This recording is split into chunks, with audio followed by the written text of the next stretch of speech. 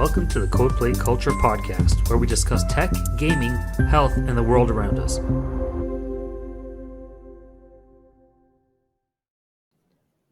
Hey everybody, welcome back to another exciting episode of Codeplay Culture podcast. I am Logan, together with my dynamic duo co-host. We got Rui. What up, Rui? How are you? I'm good, man. I'm good. How are you, man? Very good. Just got back from the zoo, and the place was, let's just say, you don't want to go on a Friday. You know, it's like hindsight 2020, Monday, or some place during the week is the school trips are like close to the end of the year. You know, but yeah, so it was a okay zoo, walking around. in other words, yeah, the silverback pun was intended. like, man, those things are beefy. Those things are like, man, I got to do more push-ups. You know, I'm like, these things when they get smart enough, they're gonna, they don't need us, right? And we got our guest today, Justin Williams. How are you, dude? I am good at doing good, thanks. Very happy to be here. And Justin, maybe you want to go a little bit into what you do and why we're all going through this student mental health through kindness and music. And this is part of the health, wellness, well-being part of the podcast and the cultural part of the impact and some of the work that you're kind of instrumental in, in that area. Yeah, for sure. Well, I guess I'll start by saying my main job is a teacher. So I've spent about 24 or so years teaching, most of it in elementary classrooms, a little bit of it in middle school.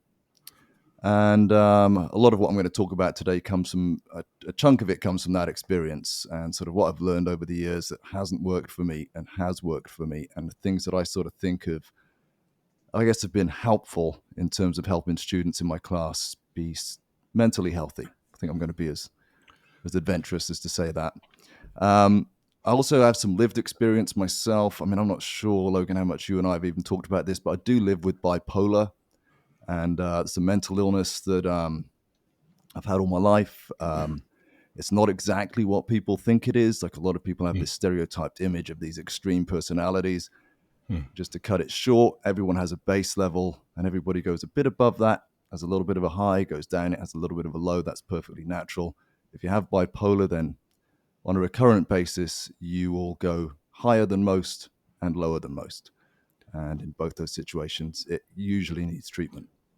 So most people have bipolar, but they just have it at a smaller, I guess, cap of that, high and low, right? It's just basically, if it's wider, it's now what they call this. If it's shorter, then it's, like like, everybody's so we all have it. It's just like, it's like it's somewhere on there. Yeah, everybody's mental health goes up and down, right? You can do things to look after your mental health, like you can do favorite activities, you can exercise, make time for yourself. There's a lot of things you can do for your mental health, just like for your physical health. Like, you could eat healthy, you can exercise, drink water, get lots of sleep. These are all great ways of looking after your physical health. Same way with mental health. And to make the comparison, like, you might be really healthy and look after your physical health really well, but you can still get a disease, right? You can still get cancer. You can still catch viruses. There's all sorts of illnesses you can get. And your mental health is the same. And a lot of people confuse mental health with mental illness, but it's not really that. It's like, same thing. We all have mental health. We don't all have a mental illness. And so bipolar would be an example of an illness that typically requires some form of treatment. It's usually recurrent. Like, mine recurs over a period of years. So I'll go through an exceptional high that is uncomfortable, comes with negative issues. It sounds positive, to just be high, but it's not. It's got definitely got a negative impact there. And of course, the depression afterwards is, people are very familiar with that sort of term and the things that sort of go along with it. So today, I guess, just to be clear, we're talking about mental health, not mental illness. And I'm just touching on it because I think that my experience with mental illness has led me to care about mental health a lot. Yeah. So were you one of those kind of contextual people that went through this hardship, realized that, okay, I need to figure out a way out of this? Once you figured out that, this is how I solved it, I need to help other people because I don't want anyone to feel that way. Like, what was your kind of like, journey out, or still hovering or dipping in and out of that? Yeah, well, it's very much like you say that. It's like a big part of it was going years untreated and sort of, witnessing the havoc it can cause on relationships, life in general. And then realizing how amazing treatment is. I mean, we talk about, surgeons they get all the glory, right? Like surgeons, they save lives. There's psychiatrists, they save lives too. And they don't get quite as much credit out there. But yeah, it's that experience of that sort of led me to initially focus on my own mental health a little bit more, and then to take that, to think like, well, where can we start? How early can we start? Can I do something about the children in my care as a teacher? Can I do something to help their mental health? And so I sort of developed some strategies over the years that work for me. And hopefully that's what I can share today. The one other thing I guess I should mention now is that I never quite use the word musician, but I do write songs, play guitar. And over the years, I've done songs most years with my students. And in the last few years, I've started to take them a step further and go into the studio and record them. And it's sort of a collaboration process with a very good friend of mine who's very talented. And we put out these songs that are about kindness and about mental wellness. And I feel that the two are very much tied up together. Yeah. So that's like incredible because there's so much going on in the world that is counter to that, right? And that probably like what 0.5% of the people are really pushing what we all need in society, which is like that kind of topic. And the opposite of that is like pushing gangster rap or whatever mainstream music there is. And you're a bit humble too, right? You your stuff is good, your music's good, the harmony, the melody, it's like it's all produced well, it's quality. And then the fact that you're bringing in I'm not sure if you guys remember when you were kids, like Big Shiny Tunes and all those CDs. There was like sometimes you can get like a cheaper version where the kids sing the lyrics and like they would sing like Backstreet's Back or whatever. I forget those ones, but this is much different. It's kind of just I'm gonna bring them along the ride with me, and in that song or in the series of songs, and indirectly or teach them without teaching them, right? Correct me if I'm wrong, but if a kid thinks they're being taught, they probably won't learn, right? You almost have to like that's the way say, it seems, yeah. Right. So if you can't really say be kind, and beat it into them, not beat it. I'm just saying you can't really like force, you have to like, provide some examples, which, in Troubled Socks, you go into your YouTube, and I watch every one of them, and I'm subscribed, and it's just the art style is incredible. Maybe you can talk a little bit about like, how do you create those videos, and you do it with the students as well? Yeah. So a lot of it comes out of, well, much like you were just saying, you were talking about this, not over teaching in a way. There's this element of sort of self-discovery that's kind of important, right? Like once a child discovers that, when I'm kind, it feels really good for me too, not just the person I'm being kind to. So there's this element like you're talking about of sort of a self-discovery, right? You can sort of provide them all the tools with being kind. You can teach them about compliments, about sharing, about including others. But it's really when they go forward and they discover it themselves, how good it feels, that they go on. And so we write these, I don't know, I guess it starts out as phrases, like literally just children will just write phrases about being kind. And we put them up on paper around the room. And then we start to pull some of them together. And, once you start to get like a theme, like once, the main song on the channel is about this alien who comes to Earth and he wants to learn about being kind. Well, once you got the theme, then the children start creating more and more ideas around it, like what should happen to him, what should he do. They write stories about him. He becomes this like character within the room that has a personality. And from that point on, usually I've got some chords going and an idea for a tune, and we sort of just piece it all together really. And it lives like that in the classroom for a long time, for like a year. Wow. And then eventually in this room you see here, I put together like a little demo of it. And then I take it to my friend's studio, and kind of that's where the magic happened, where it suddenly sounds like a finished product. Wow. Yeah. That's amazing. And how do you guys create the art of that? Do you draw that stuff? Like I know that you and the other people in our group, like they're very artistic, right? Like There's a lot of artists there. Yeah. So I'm not sure if you guys all like I don't know, like we're like close, or because like sometimes artists in general kind of hang out with other artists. I remember growing up, I was like in a group of, 4 or 5 kids, and we were all, I mean, you're in school, so you draw, because if you can't really like do like go like they give you paper and pencils. So you know what? I'm not going to learn. I'm just going to draw and doodle. And like art is like, for me, one of the most awesome things about school. So I was in a group of like 5 different artists, but I was like the worst, but I would just like copy theirs and try to get better. Like I would learn from them. But it Yeah. sounds like you guys kind of like, you guys were tight, right? Growing up, and like, and you guys are all incredible artists. Like, so do you do some of the art like digitally, or do you use like a tool or a combination? Yeah, no, well, yeah, certainly a lot of people in that group are interested in art. And you mentioned just now, like your love for art. And I really want to come back to that. If we can sort of put a pin in that, that's a really Yeah, good point. But yeah, although I didn't grow up with those guys, we've sort of discovered through skateboarding that we have these Fair enough. commonalities, these things in common, and art is one. I do most of my art on an iPad, Nice. digitally, just with the Apple Pencil, and put it together like that. And then I use Final Cut Pro to put it back into Animate a it. video and Yeah. sync everything Nice. and animate Nice. it. Yeah, Cool. Yeah. yeah.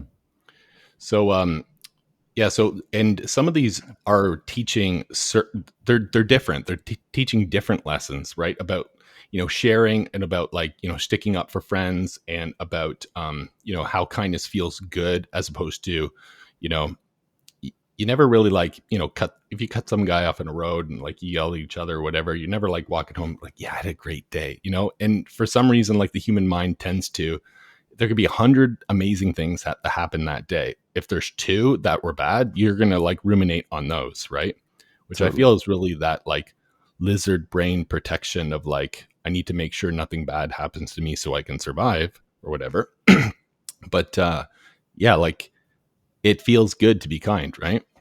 It does. Well, and then it's sort of, maybe I can take that into this whole concept of like what I've found for me helps make a sort of healthy classroom, because a big part of that is the kindness piece. But it starts with me for taking the pressure off. And I think just like when we're in work, right? Like it's horrible when if your boss is peering over your shoulder, or if you've got tons of pressure on you to get stuff done.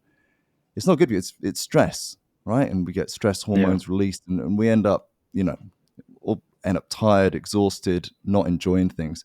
Classroom can be the same. I mean, if you can imagine turning up and constantly thinking you might get a test, and that you are constantly judged against these grades of, A, B, C, D, and there's all this stuff associated with getting an A, and then all the stigma of getting a C or a D. So basically, I take grades away.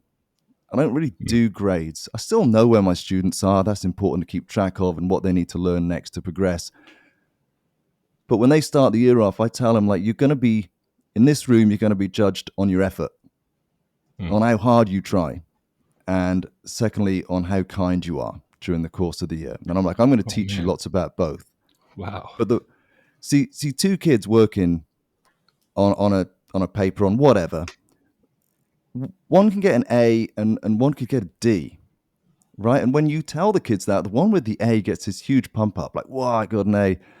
And the one with the D thinks, oh, well, I'm no good at that thing. But if you take both kids and you look purely at how hard they worked, then you might well find that you can say to both of them, like, whoa, like, you worked your socks off on this. That's incredible. Like, what a great job. I can't believe you put that much time and effort in. You concentrated on it. You ignored a lot of stuff. Brilliant. Well done, the 2 of you. Off you go.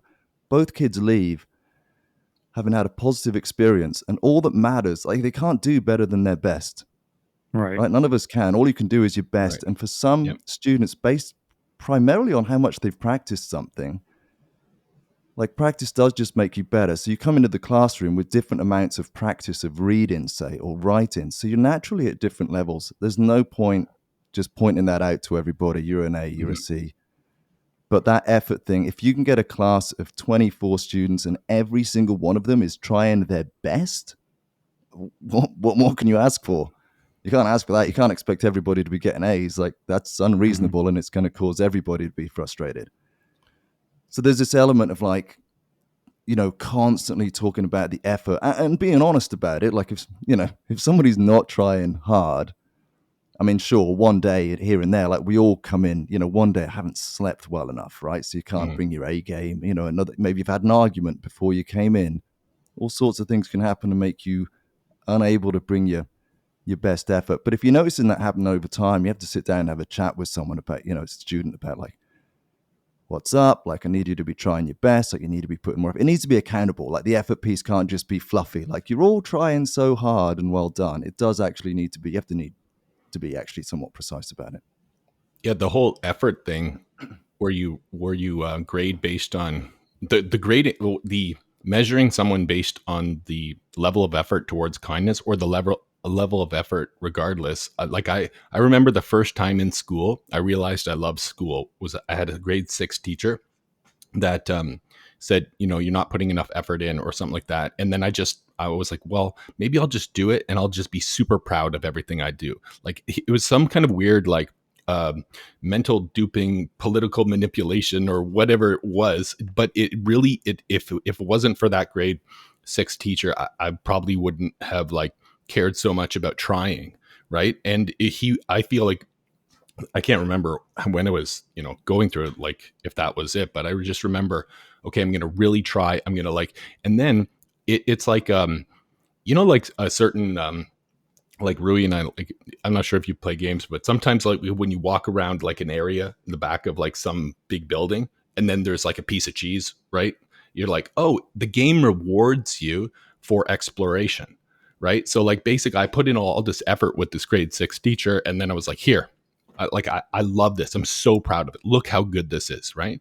And it was like A's since with with him, and then 7, and like it changes teacher to teacher, and but I just remember he rewarded me from that to actually try, and then the effort I put in was like, yeah, it's like it should be all grading that way. Like I was like, say the two things that school doesn't teach is kindness, right? And also how to make money, because they essentially teach long division, and I'm like Rui and I are both like computer science engineers, right? Like we program, right? And I don't even know how to do long division, right? Like I don't like I just nor do you need to.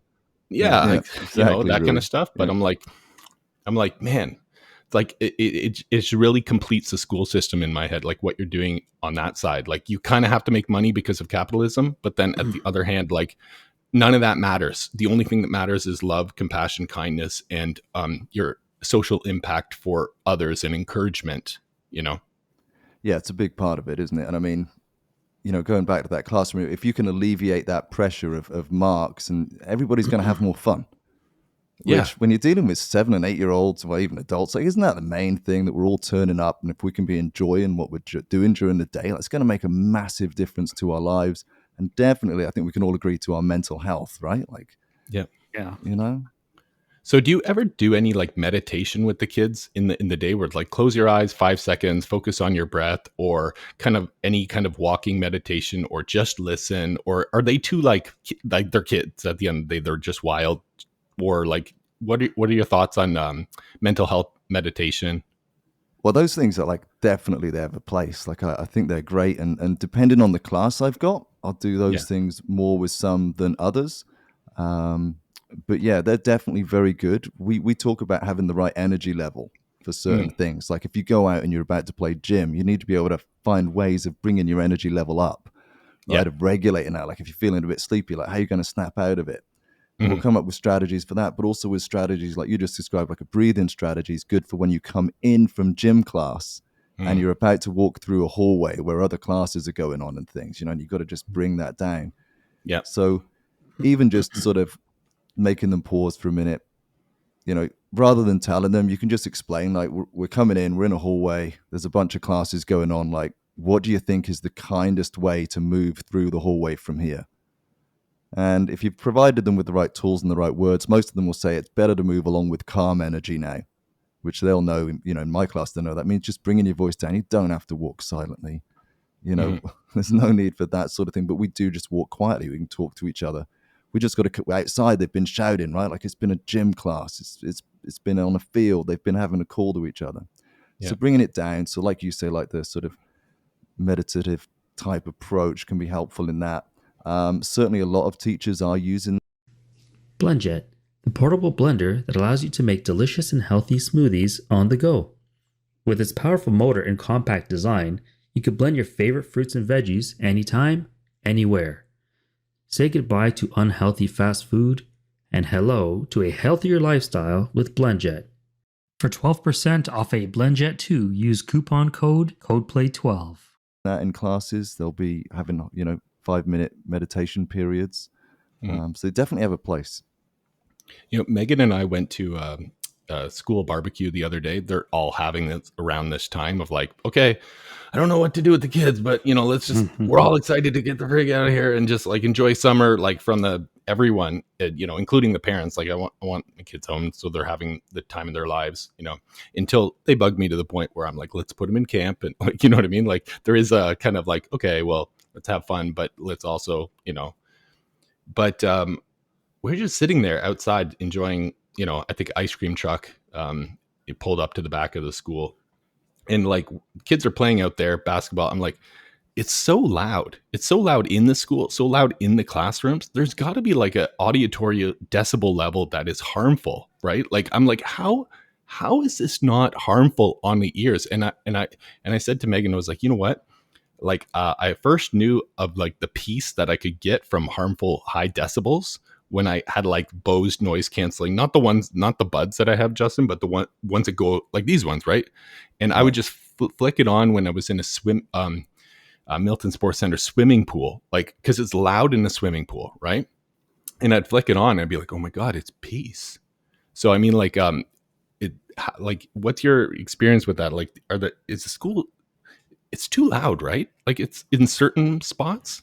It can get that way. It can get that way for sure. I mean, there are little things like that we don't often realize that we're doing that can pump kids' energy levels up. I mean, even the way you walk through the hallway, if you're like, okay, we're heading to music class now, and you march off quickly down the hallway, well, they're all going to come behind you with that energy, right? Like trying to catch up. This is going to be the energy you create. But if you're like, okay, we're going down now, you wait for the line to be calm. You walk very, very casually down. That itself just creates this sort of calm atmosphere. So a school can get kind of noisy and crazy, but there's definitely things you can do to mitigate that where it's not needed or where it's detrimental. And you mentioned something just now. You mentioned just now that you said that you loved art when you were at school. I mean, Rui, did you like art when you were at school? I did. I think everybody innately loves art and to draw, but the talent is never truly developed or built upon, right? Seems like it's kind of a lost endeavor for most. Certainly, in a lot of places. When you said that earlier, I'm like, well, I loved art growing up too, and I still do love it. I am not like, I couldn't turn out a Mona Lisa. I couldn't turn out a beautiful landscape. Like I have a little niche style of art that I do, and it's cartoony style. But I did grow up loving art, and I think like most teachers will say this, like when your kids come into your class, if you say to them, it's time for math, you'll get a few groans. And there'll be a few groans that you can't hear, but you can see in their eyes and face like, oh, it's math.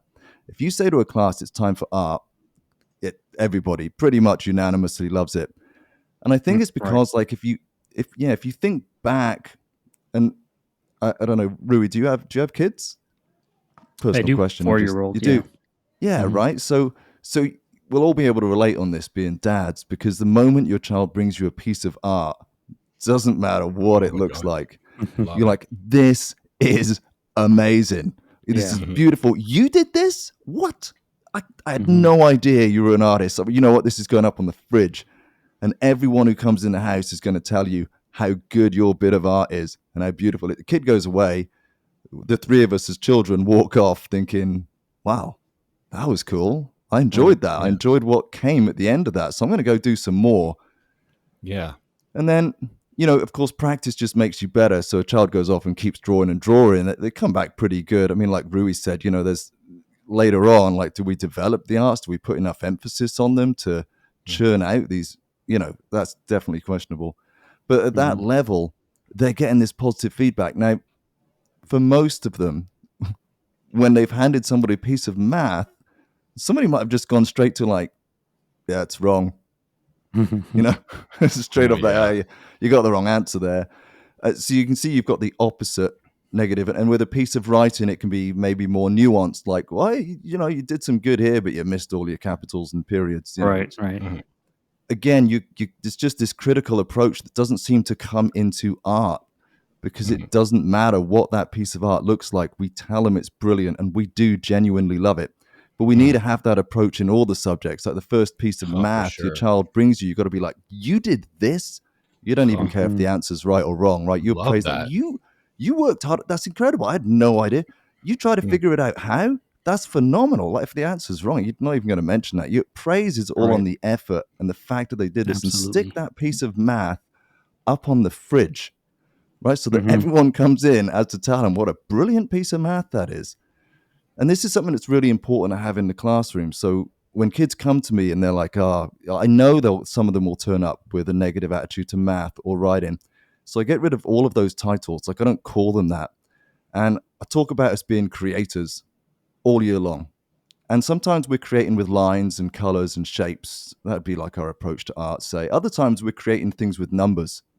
Like we might be attempting to create a solution to a problem, and we're going to use numbers or math type manipulatives, which could be blocks, shapes, all sorts of things. And other times we're going to be creating with words. So then you can just praise their creative process. And again, focusing most of it on that effort. Like, you wrote this? When? I had no idea. You are an amazing writer. Like all these positive affirmations that you are good at this. If you can put that into all subjects, I mean, I see it, by the end, not even by the end of the year, but a couple of months in, you have turned people around. When it's free choice time, they're now saying, can I work on my writing? Right. And that's a big turnaround when they're starting to say that. Whereas everyone normally in free time would be like, can I do some drawing? Can I do, and I really think its roots are in those initial reactions. Wow. So it starts from the level of effort that you put in from drawing. And then because of the encouragement that you get, hey, if I'm not going to get encouraged from my effort in drawing, why would I put in any effort into anything I don't like? Because I'm not getting the base level of encouragement that I need from art. And it starts from art and then just spreads like a flower from there because of the encouragement. That is amazing. Like that is exactly what happened in I had teachers that would make fun of my art in grade 5 and grade 6. Like it was encouragement for effort, and that's kind of turned it all around. Like, what were you drawing? I was drawing like a lot of like, Mortal Kombat, like blood dripping, fatality. I remember one day this teacher in grade 5, he was like very deep voice. Like I feel like he could like, crush a wall just by winking at it. I don't know if he like bench pressed students or something, but he was like, you can draw gore after school. I just remember that. Like I'd like like the moments you remember in your life, right? Or you can draw fatality after. But as adults, we nice stuff. Yeah, we tend to focus or not identify the positives in situations, right? We always tend to pick out the negatives because human beings would gravitate towards negative. It seems to be something that's in us, but we don't see the positives of situations where we should be looking strictly at the positives first, kind of building on those and kind of putting the negatives at the back, like behind, right? At the positives at the 100%. forefront. And negatives follow if you need to point them out. But yeah, positives should be pointed out and built on as a baseline. Yeah. And I think you're right. Like we are perpetual fault finders, right? Like our instinct is for some reason to look at the negatives, and we have to make a conscious decision to turn that around. Like I didn't come into teaching like this. Like this is all things I've discovered and felt along the way. But we've got to get out of that. Praise the effort. We can't ask kids to do any more than their best. And in order to do their best, they've got to feel encouraged. They've got to feel, not a pressured environment, an environment where they're free to take risks and chances, and an environment that's full of choice. Like your teacher there telling you, you can't draw this, that's for home. Like, no, like art should be free choice. And nowadays we've got so many avenues and so much technology that can be used. Like, okay, like Father's Day's coming up. So you want to create a card for Father's Day? Like, what are some ways you could find a really good card? Like, okay, I could go online and I could look for YouTube videos. Yeah, I could Google it. I could ask a friend. I could create something from my own imagination. Right. I know that my dad likes soccer, so I could make a ball, all these things, rather than saying we're all going to make this one Father's Day card, and that's it. You've got to have this free choice. Same with writing, like you can teach students about adventurous words, or even like, punctuation, capitals, periods. But when they go off to practice it, write whatever you want. Write a story about what you want. Tell me about your weekend. Anything. Go and write a paragraph about an animal that you're interested in. Go look up some facts about it. Like, as long as they're writing, they're practicing those skills, rather than just saying, okay, today we're all going to write a letter to so-and-so, or today we're all going to write, So instead of having that framework, just, open it up. I'm sorry, go ahead. I was just going to say, you're just trying to make it more fun, right? You're just trying to make it as much fun as you can while you're in here. We're going to practice all these skills, having as much fun as we can, being kind to each other, which again is another point I guess we'll come on to in a bit. But that's a big deal that you said is not in curriculum really, and that we have to be teaching. But yes, this fun environment, an environment that is focused on effort, which you can control. You could get a lot more control over your effort than you do your current grades. This idea of a growth mindset, kids understanding, the more you practice, the better you get at whatever it is. Like Logan and you and I, as people that skateboard, like that's innate in that. Like you practice for and we go around and we point at people, be like, oh my God, that's great. And we're all doing that. And now you see the other day, there was a kid that is showing up now in the morning because he wants to be with these, old men with midlife crises, or that's me pointing out the bad or whatever. But we encourage each other. It's a positive group. It's like, it's not about, because obviously there's a problem with skateboarding where people don't clap unless it's like, oh, that's actually really good on like an Olympic level or whatever it is, right? But if you're just like learning to ollie and stuff like that, it's the level of effort that's put in for that person in the stage in their life that they need at the time, and shouldn't be compared to like whatever at whatever stage of life or growth or whatever. It's the level that you're trying, and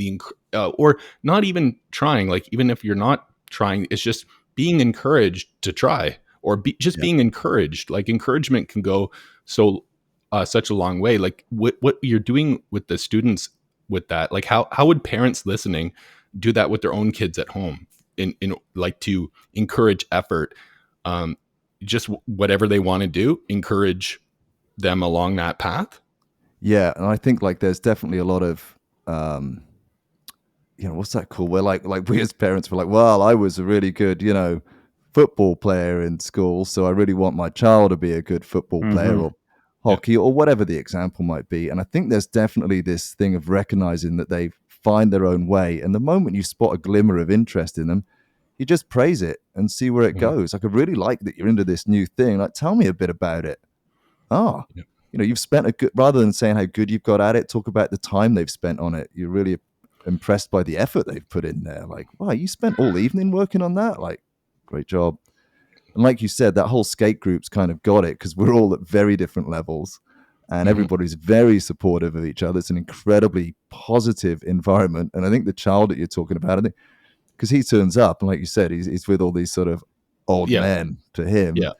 But he loves it. It's a good environment to be in. And I believe his mum even said the other weekend how much she likes him coming out with us, because we provide this safe space, which has been created with no rules or anything. It's just what happens when you put a bunch of kind people together. You get that environment, which is why we go back now to the roots, where you've got to teach those kids how to be kind. You've got to learn it early on. And along with, like I said, along with effort, kindness is the next thing that, gets taught level with it, not that one's above the other. But, teaching kids at a very early age, sort of, what a compliment looks like, or even just asking them, instead of telling them to be quiet, You can, if you sit at the front and you say, okay, well, I'm here and I'm about to read a book to you. What's the kindest thing you can do right now?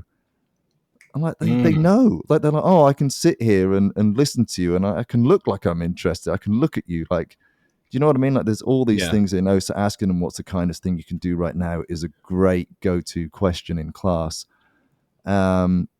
But also teaching them, like, okay, so there are compliments. Like, what is a compliment? Initially when they start throwing compliments out, like, some people will be like, that's not a very good compliment. It's not genuine, because that's where they start. They'll be like, I really like your... Fake it till you make it.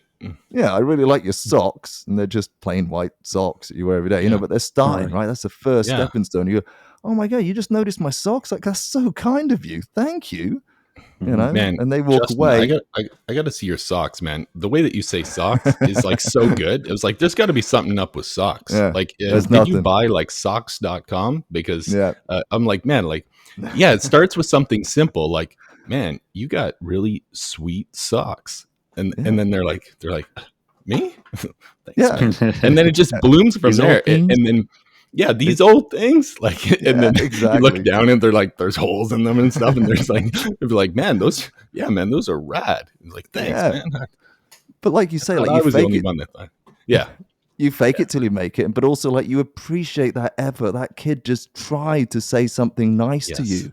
They just tried to put a smile on your face, and they're learning that it feels good for them too. They're learning from the early stage that actually, when I'm nice to you, I go away with a smile on my own face. Right. So we got to look out for those moments, but we've also got to explicitly teach them, with that constant reminder of what's the kindest thing we can do right now, and we'll have like daily circles where we talk about differences, for example, is big, right? A big topic right now that we're talking about, and differences in people that you can see, visual differences, no hair, skin color, body types, all this sort of stuff is getting talked about, but delivered through the lens of kindness. Like, so what's every difference? It's like, what is amazing about this difference? What is amazing about not having any hair, or what is amazing about your skin color?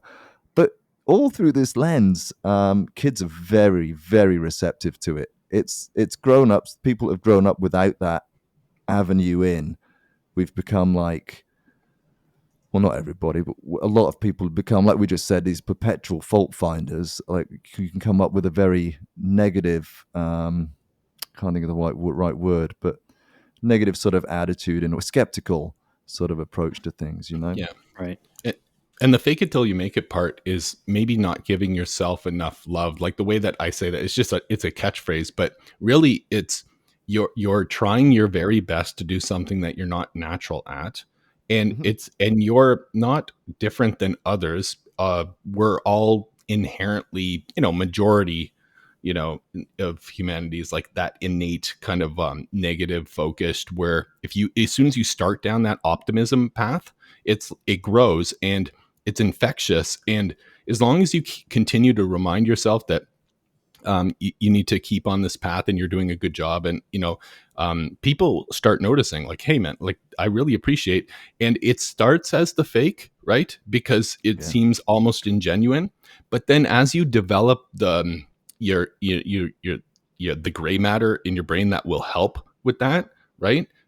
With empathy and love and kindness, you actually do find you can see these with a more clear lens of, like, these are the things that they're doing that I appreciate, and you couldn't see it without it.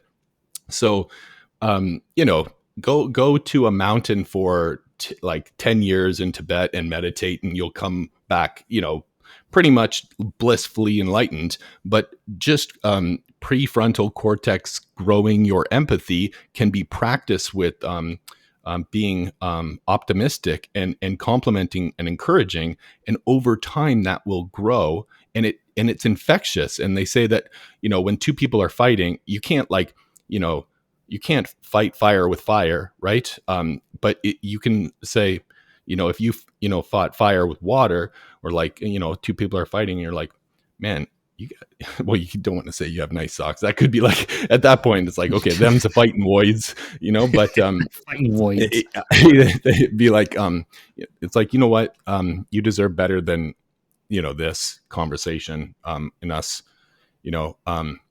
I respect you and care about you much more than maybe I say. Like, you basically just go right to kindness, and that diffuses everything. I mean, as soon as you yeah, it all depends, Logan. Who are you fighting with here? Is it I'm thinking about significant other, someone. a spouse, or another? No. Because again, No. you get a whack in the face.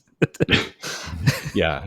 No, I was just thinking about a public, Right. at the skate park and Justin, it wasn't the person that, you were mentioning, that the kiddo. It was like a teenager that was he comes late at night and I just told him that we skate in the mornings, and he started showing up once in a while.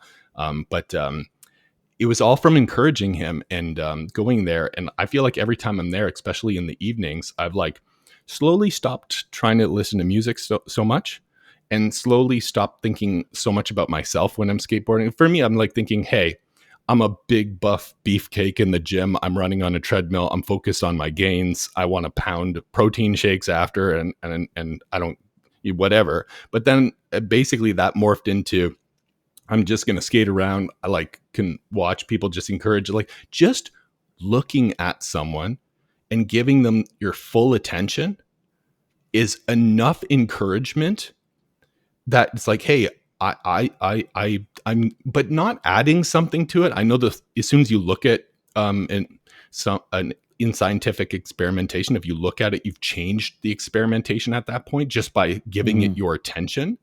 But in this case, it's fine. I mean, you're not experimenting. You're basically giving them love through your awareness for them, like, but not adding something on top where you're like looking at, like, I'm not looking at you skateboard, Justin, and be like, I hope he really falls right now. Fall. I'm like, I just basically, without adding anything, I just give fully, almost meditate on giving that person, meditating would be doing, like, it's just the awareness gently placed with love on that person, like unconditionally.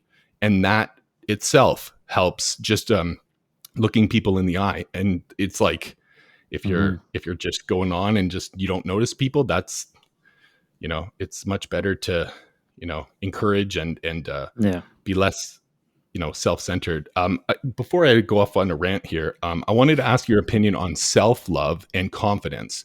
So what are some things that students, adults, anyone can do is to generate confidence through self-love? A lot of people are self-deprecating mentally, where they're saying like, no, I suck. Why did I try that? Damn, stupid. Oh, you know what I mean? Like, it's self-demotivating, that inner narrative. So the only thing that I've done, and I don't have the, spare cycles to like sit in my car for, an hour at lunch and meditate as much as I did when I was, younger, but it was called meta, which is, you just focus, you kind of like close your eyes and you review things that you did that day, and you encourage yourself. Like, it's almost like yourself looking at yourself. It's like, you know what, that was really nice. I'm proud of that moment today where I could have said something, but I held back because I care about that person or whatever it was. So other than that, I really have no, I guess tools in the toolbox. And I wanted to get your opinion on anything about self-love and confidence. Well, I think you sort of touched on two important things there. You started out saying about you got to fake it to make it, which in a way is just saying that, anything we start, we're typically not very good at when we first start it, right? If we are, it's because we've had practice in something similar. So, even if you're sort of faking it in the compliments, the kindness thing, that's like how it starts. You could say the same about sort of, if you go out and start playing tennis tomorrow, well, in the beginning, you're kind of faking it in a way because you're just turning up at the tennis court like you're a tennis player, but you don't really know what you're doing. What gets you better is ultimately that you keep turning up and you keep practicing. And having that sort of mindset, that whole growth mindset about, the more I practice anything, the better I will get. And then there's the component of like, okay, well, if you and I both take up tennis tomorrow and you practice for 15 minutes a day and I practice for an hour a day, I think we're all in agreement that eventually I'll end up being a better tennis player. And then there's other things that come into play, right? Like the quality of your practice. Well, is your 15 minutes with like, one of the Williams sisters? Like maybe that's going to pretty good 15 minutes. So Yeah. there are other factors, but it's basics for children. It's just really, it comes down to the amount of time that they put into something. So that fake it to make it, relating that to the fact that it is a controllable practice. We're going to start out faking it, but it's eventually going to come a skill set that we have. And then, in class, as best as I can, trying to teach people or students to be kind to themselves. Like they're really good at complimenting each other, but we'll also have times where we'll go round and those that are comfortable enough, will say something about ourselves that we like. And we'll try to end the week with a question like that, like what is something that you like about yourself? And like this week we're doing, I think I mentioned, but visible and invisible differences. So students at the end of the week, we're talking about what is a difference, either one that we can see in you or one that we can't see in you that you really like about yourself. And 8-year-old children, they're amazing. I mean, they'll sit there and they'll say things like, oh, I really like, that I have a faith, I have a religion, I really like that. And, 2 children later, like someone will say the same thing. They're completely different religions, quite possibly. Do you know what I mean? But there's no Right. angst. There's no separation among them. There's actually a commonality. Like, oh, you said you like your faith. And I said I like my faith. We have that in common. Not looking at the negative at that age, not looking at the differences. And maybe we are sort of perpetual fault finders, and maybe we are, often adults slightly cynical, maybe because we didn't have this as we were growing up, maybe because we Right. didn't have this teaching, we weren't able to set those habits in early on. Instead, it was always people pointing things out that were wrong with your writing, or the 4 math questions that weren't right, as opposed to the 10 that were. Like maybe we were sort of trained at an early age. I mean, who knows? I mean, this is beyond my skill set to say. I was But definitely. I mean, I remember being in the gym and climbing a rope, and there were kids couldn't make it to the top, and teachers, the phys ed teacher would basically tell them that Bob can make it to the top. Why can't you make it to the top? And I'm sure it doesn't feel good, right? Yeah. But yeah, I guess think back we in all the was day, a, they used to hit kids with rulers, right? Like, I mean, it's come a long yeah, way. not in my time, but Of like, yeah, the gym teachers I remember are just like, all right, we're going to talk about dirty stuff, and then you guys are going to hit the weights. And if you can't get that rope burn, like it's a little kind of like, but I would say like, I didn't learn I didn't have the much. I don't want to pigeonhole anyone, but yeah, the education system or humanity has come such a far way, right? oh And yeah, you're, yeah, at the forefront of that part for education. Like, so if you were like superintendent over, let's say, a series of schools, like, and you were able to, not push down seems like a hierarchical old style of saying it, but if you're able to encourage people to have those same benefits, the widespreadness of that, what we all need to have bestowed in our kids that isn't inherently innate, like by birth, is such a huge opportunity. So yeah, you're gonna continue to like do more and more better things at bigger scales, and like the yeah. world needs you, Justin. The world needs to clone Justins, right? So if you have a series of machines that you can patent over the weekend with the little, I should probably point out that although it's me you've got sitting here in front of you, the good news is that there are loads of teachers out there teaching like this now. nice, This is like a growing community of educators that are all at different levels of this, myself included. Like, I hope that in 5 years' time from now, I'll be better at this than I am right now, that there'll be more things I've discovered in my program and I'm getting better at.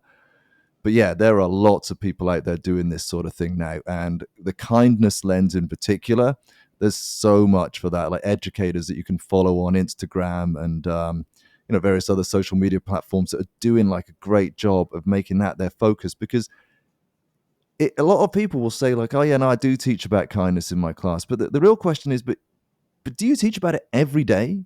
Do you use the word kind like 20, 30 times a day in one way or another? Like, how do we be kind that right? But that was really kind what you just did. It's got to be a central part of your program. The for most sure, important thing we can do as educators is turn out good human beings. Right? It's absolutely, got yeah, to be yeah, the priority. absolutely, And so you have to have this like part where it's just an integral part. You're not just throwing it around here and there a couple of times a week. Your kids need to realize that this is everything. Everything we do is through this lens of kindness. Even like when you go to work, like, oh, I've asked you to do this, come up with a creative piece of writing. Like, what's the kindest thing you can do right now? Oh, well, kindest thing I can do right now is try my best for the next 20 minutes. Mhm. Right? Like the two suddenly go hand in hand, the trying your best piece, the being kind. And also explaining to kids that when you're being kind, like a lot of this, Logan, you sort of talked about earlier, where like even like the little skate group, like people are actively kind, and children need to realize that. Like they'll sometimes, an example might be children playing outside, and somebody's walking around at recess on their own, and you're not sure if they want to be on their own or if they would actually like to be in a group, but they're not quite brave enough or not feeling confident enough to come up and ask. So a lot of people might be like, well, being kind is not excluding someone. So I didn't exclude that person because I didn't tell them they can't come and play.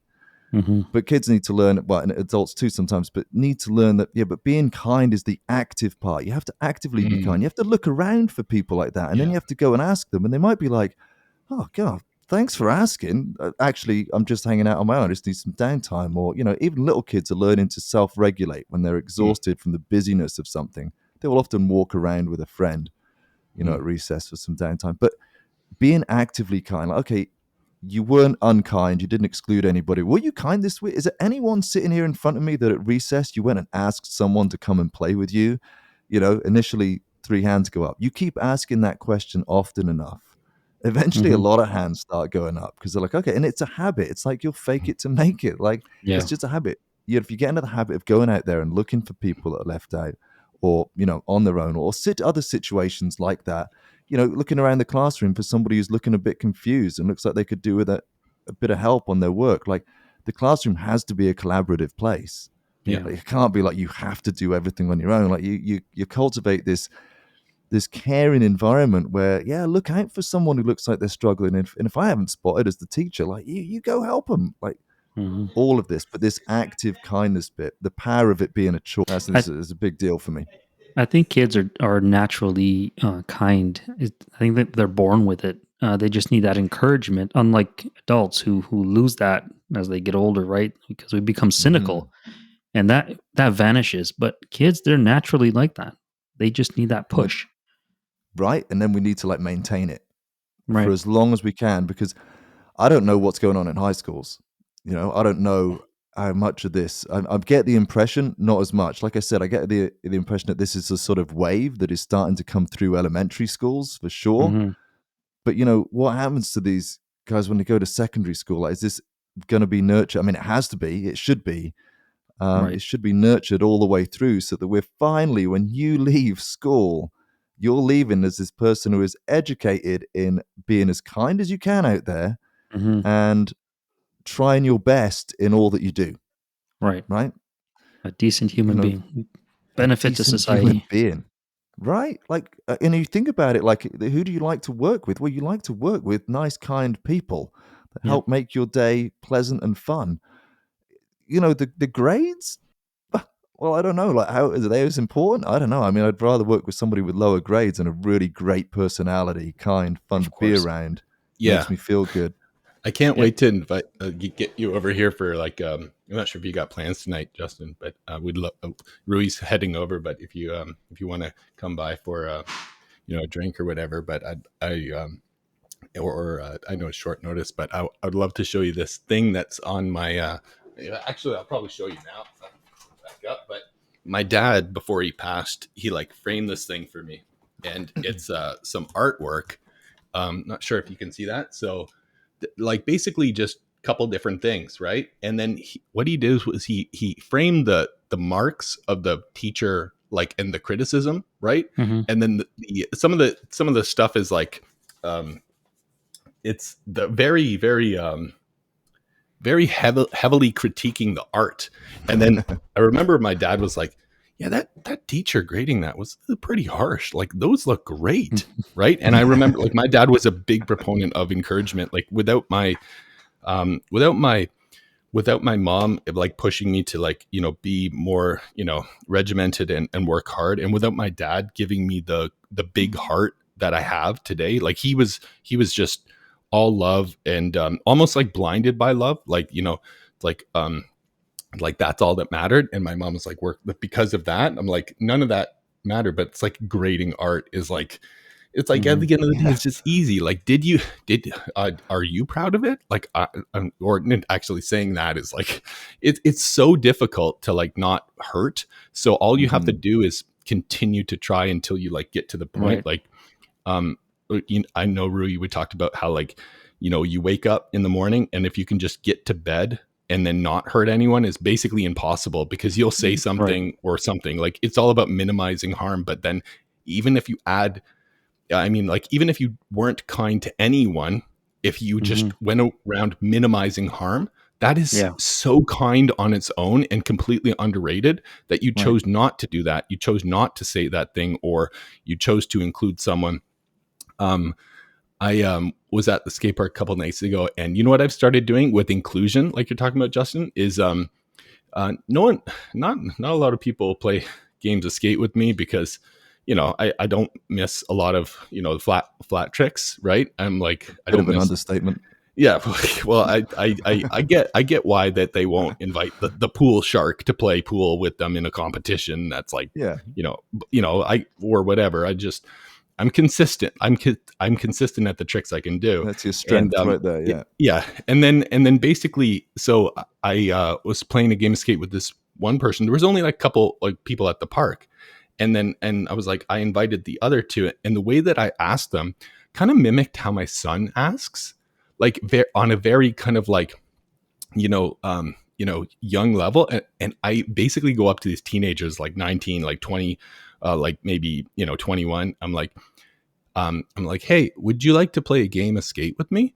And I say it like in a kid's voice, like almost like this is my true, like, I couldn't say it there, but it was like a true, genuine, like, you know, the way that you would say that, something like that. Right.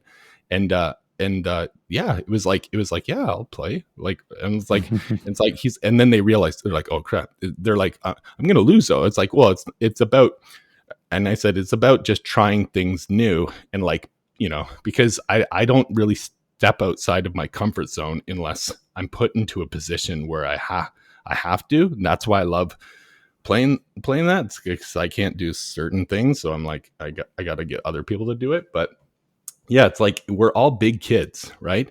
And if you can go up to another big kid and say, like, you know what, I would love to this weekend, like go up to a random adult and say, hey, would you like to be friends with me? Like I think that is in our soul, and bringing that love out is like, is like, if we were taught this kindness that you're teaching to the kids inherently over generations, that's probably how adults would communicate with each other once we get this negative, you know, lizard brain, you know, fight or flight out, you know? No, I'd love to think so.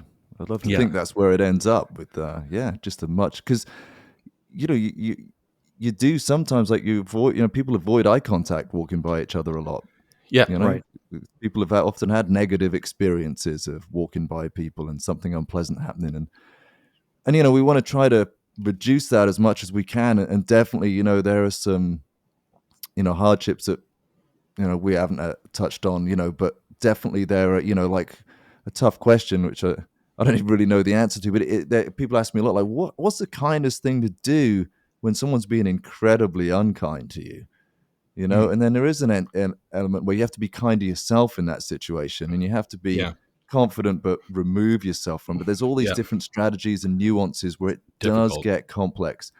But I think because we're sort of talking at it through a lens of, you know, actively teaching kindness, actively creating a space in which people can have fun and try their best. And just, I guess the umbrella over that is that all of these things go under the umbrella of mental health. Like, they're good for all of our minds. It's much more fun being a teacher in that situation. I know it's more fun being a student in that situation. Yeah. So like you say, like, you know, the more we can encourage people in, and I think like your game of skate, it sort of speaks to that example, though, that we've got to try not to get too hung up on the outcome And it's that enjoy the process, and Right. Yeah. enjoy the journey, not the destination. Like that one, it's kind of like, well, if we can enjoy just skateboarding together and not worry so much about who's going to win that game. Mm-hmm. Do you know what I mean? But just enjoy the fact, so-and-so just invited me over. Yeah, it'd be great. I'll come and do that. Again, it's, like you're an actively kind person, Logan. Like at the park, you really make an effort to be inclusive and engage people in conversation. So, yeah. Thank you. I went through this where if I stop, it just all goes back to default. And if I'm not actively practicing kindness, compassion, and caring, if you're not completely thinking about it all the time, like you talked about, does it all have to be like the other teacher? Does it all have to be kind all the time? Yes, it does. Because as soon as you stop, and it's happened to me before where I've like stopped, and it's like 4 months of like right back to where I don't want to be in life, right? So you have to always continue. You have to like, what is I remember one of the best insights from like the 2 hours of meditation I did in my car for like probably like 7 or 6 years was every time you speak there is so much like, what was the intent that you were saying that? Like when you chose to say, Alex, when you told to say this to Sally, like, what was your intention? Like when you said that, like, what did you want to get out of that? Like, what was your underlying, and a lot of it, if left to their own, means is self-serving and, whatever, but not in kids. I mean, as you get, you get kind of harder over time, unless you encourage it and you moisten your heart and you kind of like, you get less rigid and you get more, lucid. You have to just know, like, what is my intent of saying that? It's like, my intent here is awful. I need to stop this immediately. And having that ability, like, why am I doing this? To get that, or to make them feel like that? No, I'm not even going to say that at all. It's just being aware of your intention, Oh yeah, it's a habit, right? Like two students fighting over, I want to sit there and I want to sit there, and they both got to the chair at the same time. And that's another thing about the sort of taking the pressure off in the classroom, is having that option where you can sit anywhere that you want, having lots of range. You can sit in a group over here, or if you're having trouble focusing, there's some individual seats over there. If you want to sit with a friend, there's paired seats over there. But, two students who get to the chair at the same time, and little pushing and shoving, like each one wants the seat. And if you just stop them and say, what's the kindest thing to do right now? It will, I guarantee most of the time, it will flip flop into you have the seat. No, you have the seat. No, you have the seat. Like, it just takes you to stop and ask yourself, like, we get caught up, but if you actually stop and say, what's the kindest way to get through this next little 30-second decision or whatever, usually they actually know. Yeah. What's the kindest thing that we do here? It's like, that's a great mantra, right? It could be a next tattoo. Yes. I gotta get, like, I know that you have a sleeve and Megan's like, oh, you've lost weight, so when are you gonna get all tatted up so you can get, like, I'm like, yeah, let's do it. What do you want me to get first? I'm like, because I wanted to, like, do it once I got to the ideal, body weight or, muscular mass of, like, whatever, before I tattooed on like a circle and then it stretches out to be like a hexagon or whatever it is, right? Because you don't want to, like, you want to, like, get to your blank canvas and then paint, not like, paint a flag and then roll it up to, whatever. Analogies are messed up, but I will say that Logan, that was a great analogy. I have no idea.